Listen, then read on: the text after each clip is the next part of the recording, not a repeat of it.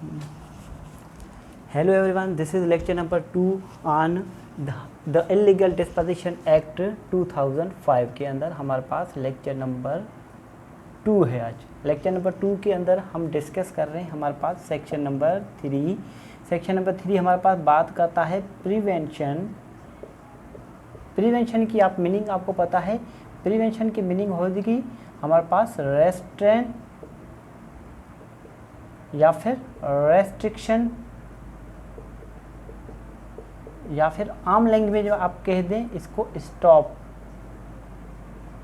ठीक है, prevention of illegal position,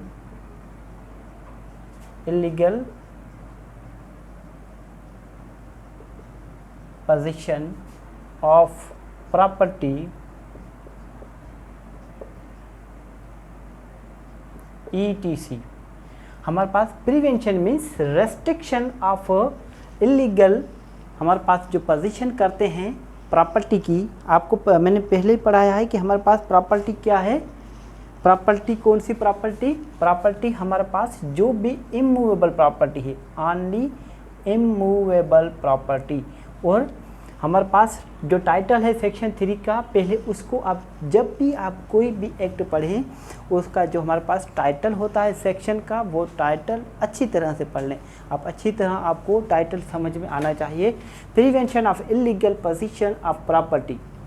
ठीक है, तो आपको हर एक वर्ड की मीनिंग आनी चाहिए, और मीनिंग के अंदर अगर कुछ और दे दिया गया है, for example interpretation of statutes की कोई बात कर दी गई है, ETC से आपके मुराद क्या आ जाता है। हमारे पास इमूवेबल प्रॉपर्टी में कौन कौन सी चीज़ें आ जाती है, हमारे पास लैंड आ जाता है, ठीक है, ज़मीन, हमारे एग्रीकल्चर फार्म वगैरह, और हमारे पास हाउस आ जाते हैं, होम वगैरह, और हमारे पास क्या आ जाता है, प्लॉट वगैरह आ जाते हैं, जो भी खाली हों, भले प्लाट मीन्स हाउस बिल्ट नहीं है, हमारे पास घर नहीं बने हुए। अब हमारे पास हाउस में कौन कौन सी चीज़ें आ जाती है, फ्लैट भी आ जाता है, ठीक है, और फ्लैट के अंदर हमारे पास शॉप्स भी आ जाते हैं। ठीक है, शॉप्स के साथ साथ कुछ ऐसी चीज़ें जो हमारे पास इमूवेबल हो, जिसकी पोजीशन हो, किसी शख्स के पास पीसफुल पोजीशन की हो, अंदर हो, और उसको डिस्पोजेस करने की कोशिश की जाए या फिर डिस्पोजेस कर दिया जाए, तो फिर वो हमारे पास इलीगल डिस्पोजिशन एक्ट के अंदर वो एक्ट आ जाएगा। ठीक है, अब हमारे पास जहाँ पर बात कौन सी चल रही है, हमारे पास prevention of illegal position of property. हमारे पास गैर कानूनी तरीके से इलीगल पोजीशन, गैर कानूनी तरीके से जो भी हमारे पास प्रॉपर्टी है, इमूवेबल प्रॉपर्टी, उसको हमारे पास इलीगल पोजीशन, जो गैर कानूनी तरीके से उसकी जो हमारे पास है क्या है, पोजीशन लेना, उन पर हमारे पास क्या कर लेना,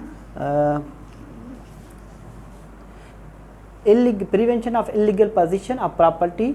ठीक है, मीन्स क्या कह रहा है हमारे पास, बेरिंग, आप थोड़ा सा इसको ध्यान दें, प्रिवेंशन ऑफ इलीगल पोजीशन। ठीक है, मीन्स रोक दिया जा रहा है आपको क्या, गैर कानूनी कब्जा से, गैर कानूनी कब्जे से आपको रोक दिया जा रहा है। आप प्रॉपर्टी मीन्स कौन सी प्रॉपर्टी, इमूवेबल प्रॉपर्टी से, घर हो चाहे कुछ भी हो, ऐसी जायदाद जो हमारे पास इमूवेबल हो, उससे उस पर गैर कानूनी तरीके से कब्जा करने से आपको रोक दिया जा रहा है। हमारे पास कौन सा सेक्शन है, सेक्शन 3। सेक्शन 3 कौन सा है, इलीगल डिस्पोजिशन एक्ट का। अब इसके अंदर हम सेक्शन 3 का सब सेक्शन 1 पढ़ेंगे।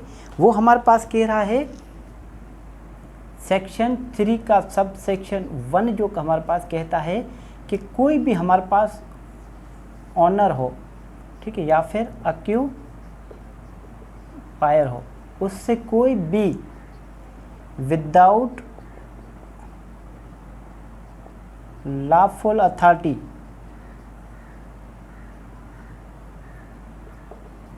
Without lawful authority means, lawful authority से क्या मतलब है, हमारे पास ड्यू कोर्स ऑफ लॉ।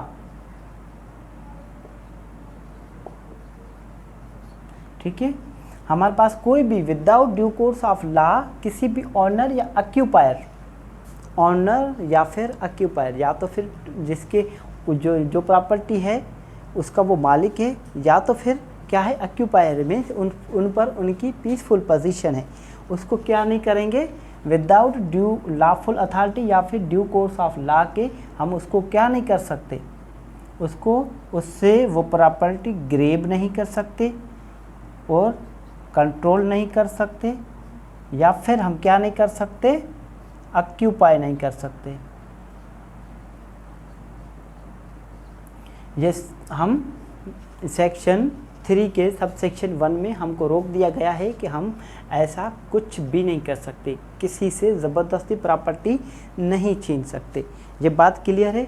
अब हमारे पास है इसकी जो मेंस रिया है सेक्शन 1 का, सेक्शन 3 और सब सेक्शन 1 का जो मेंस रिया है वो किसको हमारे पास प्रूव करना है।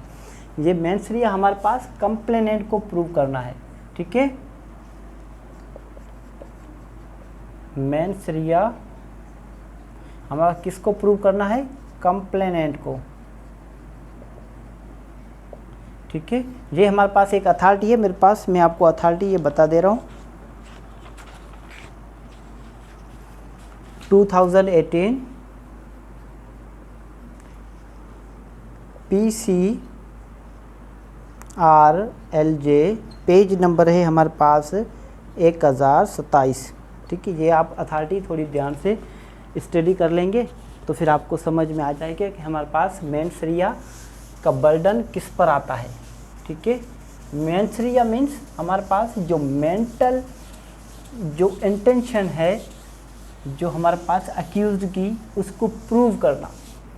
ठीक है, हमारे पास सेक्शन 3 का सब सेक्शन 1 हो गया। अब सेक्शन 3 का सब सेक्शन 2 बता रहा है कि अगर इसकी कोई भी सब सेक्शन 1 की जो भी कंट्रावेन करेंगे, मीन्स उसकी जो भी कंट्रावेंशन होगी तो फिर उसकी सज़ा होगी हमारे पास 10 ईयर्स तक extend to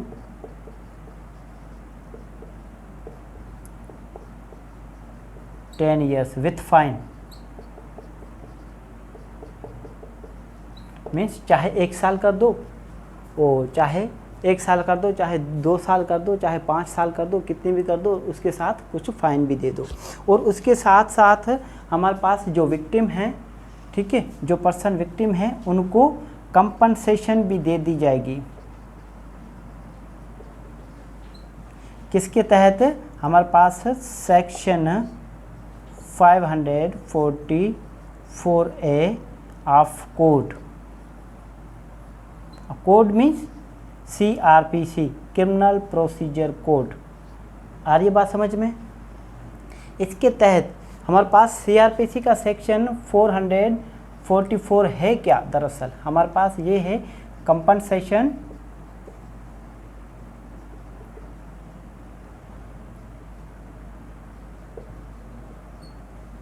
hairs of person कौन, हमारे पास जिसको मेंटल एंगोश दी गई हो, मीन्स जहनी उनको तकलीफ़ दे दी हो, जहनी अजियत दी गई हो। ठीक है, या फिर डैमेज किया हो, डैमेज लॉस या डिस्ट्रक्शन किया हो, किस चीज़ का, डैमेज लॉस या फिर डिस्ट्रक्शन किस चीज़ का, हमारे पास इमूवेबल प्रॉपर्टी का। ठीक है, जहाँ तक बात क्लियर है, यहाँ से आगे चलें। इससे आगे हमारे पास सब सेक्शन 3 आ रहा है। सब सेक्शन 3, सेक्शन 3 का सब सेक्शन 3 हमारे पास कब आया है, ये हमारे पास आया है 2017 को। ठीक है, ये अमेंडमेंट आई है 2017 को, illegal disposition amendment act 2017। Date है हमारे पास 3/7/2017।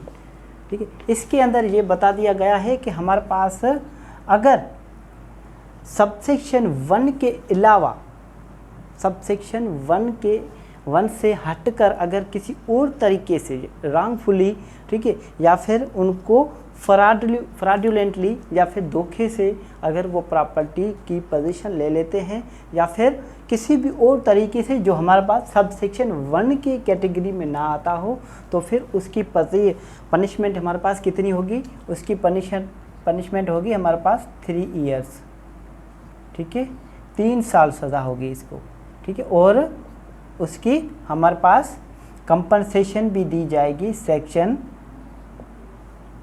545A CRPC, ठीक है। फिर कंपनसेशन कितनी होगी, कंपनसेशन हमारे पास कोर्ट डिटरमाइन करेगी with the circumstances of the case, ठीक है। हमारे पास जो भी केस होते हैं, every case every complaint have its own circumstances, ठीक है। हर केस हर कंप्लेंट के अपने क्या होते हैं, सर्कमटेंसेस होते हैं। उस सर्कमटेंसेस को देखकर, उस लॉस को देखकर, उस प्रॉपर्टी को जो भी हमारे पास क्या किया कर दिया गया है, इंजरी पहुंचा दी गई है, डैमेज किया गया है प्रॉपर्टी को, उस प्रॉपर्टी के डैमेज को नज़र में रखते हुए कोर्ट डिटरमाइन करेगी कि इसकी कंपनसेशन कितनी होनी चाहिए। यहाँ तक बात क्लियर है? अगर यहाँ तक बात क्लियर है तो फिर हम आगे डिस्कस करें। ये थोड़ा आप नोट कर लें।